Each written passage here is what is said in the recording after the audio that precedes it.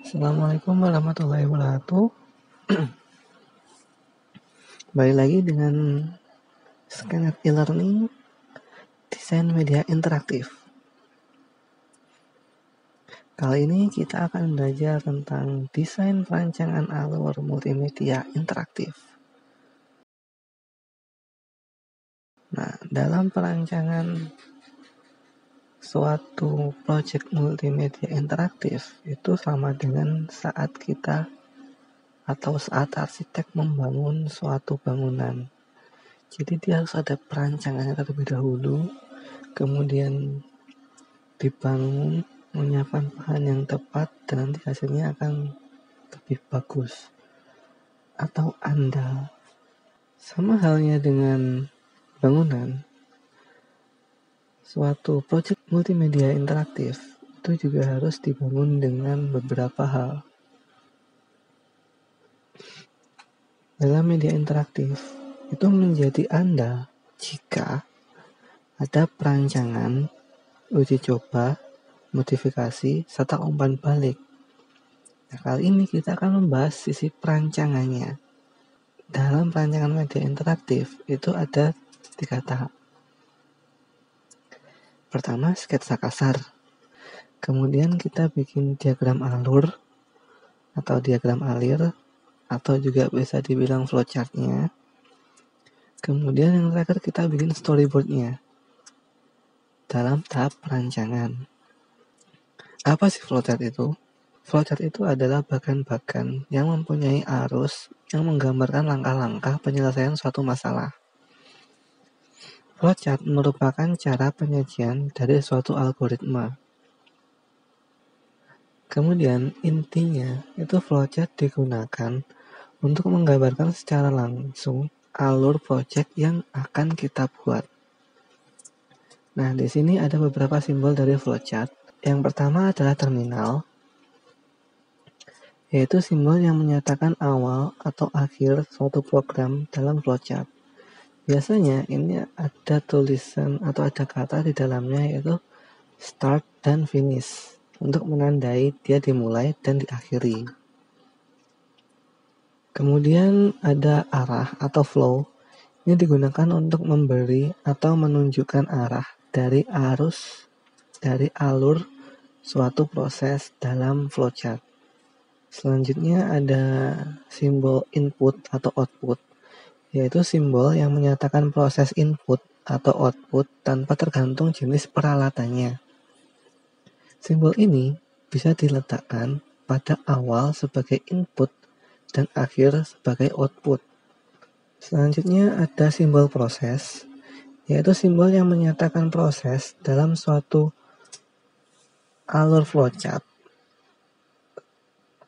Simbol proses ini dapat berisi suatu rumus atau kegiatan yang dilakukan. Selanjutnya ada proses terdefinisi. Berbeda dengan simbol proses tadi, kalau proses terdefinisi ini dia akan memberikan suatu rincian proses lagi di dalamnya. Jadi misal dalam suatu proses terdefinisi ini ada suatu flowchart lain yang nanti akan kita bahas di flowchart yang lainnya. Kemudian ada percabangan. Nah, simbol ini menunjukkan suatu kondisi tertentu yang akan menghasilkan 2 kemungkinan, yaitu iya atau tidak. Percabangan ini bisa diistilahkan jika A, maka titik. Jika tidak A, maka titik. Jadi kayak percabangan 2 yang menghasilkan 2 output. Kemudian ada persiapan, simbol yang menyatakan penyediaan tempat penyimpanan suatu pengolahan untuk memberi harga awal. Kemudian ada penghubung atau konektor. Nah, simbol ini menyatakan sambungan dari proses ke proses lainnya dalam satu halaman saja. Jadi kalau misal kita punya satu flowchart dalam satu halaman, tapi dia belum selesai di bawah bagian akhir, kita pakai simbol ini untuk meneruskannya di satu halaman yang sama, mungkin di sampingnya, di space yang kosong. Selanjutnya ada simbol penghubung juga. Bedanya kalau ini dia beda halaman. Jadi ketika kita sudah selesai dalam satu halaman, tapi flowchartnya belum selesai, kita pindah ke halaman lain dengan simbol tersebut tadi. Nah, di sini ada satu contoh flowchart. Flowchart untuk mencari bilangan ganjil dan genap. Nah, di sini kita akan memulai dari start. Nah, dari start ini tadi ada simbol terminal, kemudian kita inputkan nilai X. Di sini nilai X itu sama dengan 2. Ya, itu anggap aja angka 2. Kemudian kita akan melakukan sebuah proses di dalamnya. X nanti yang bernilai 2 itu akan kita jumlahkan dengan proses yang ada di dalamnya. Jadi X yang baru itu sama dengan 2 ditambah 3 sesuai dengan rumus yang ada di simbol proses yang menghasilkan 5. Nah, selanjutnya kita masuk ke percabangan.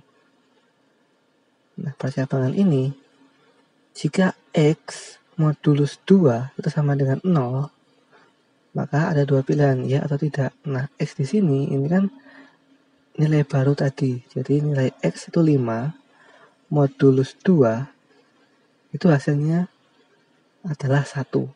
Karena modulus itu adalah sisa hasil bagi. Jadi 5 dibagi 2 itu sisanya itu 1.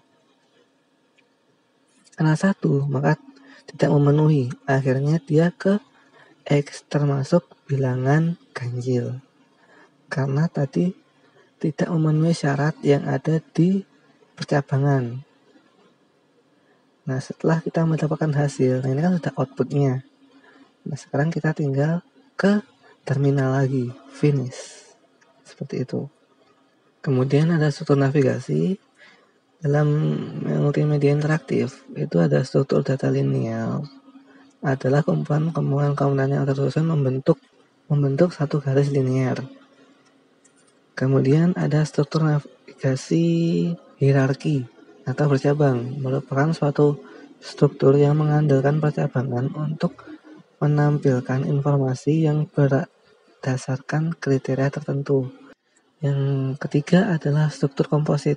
Nah, ini gabungan dari linear dan hierarki tadi, yaitu merupakan struktur yang terdiri dari dua material atau lebih dengan sifat bahan yang berbeda dan membentuk satu kesatuan sehingga menghasilkan sifat gabungan yang lebih baik, gabungan dari keduanya tadi. Oke, mungkin cukup sekian dulu. Terima kasih. Wassalamualaikum warahmatullahi wabarakatuh. Sampai jumpa di episode selanjutnya.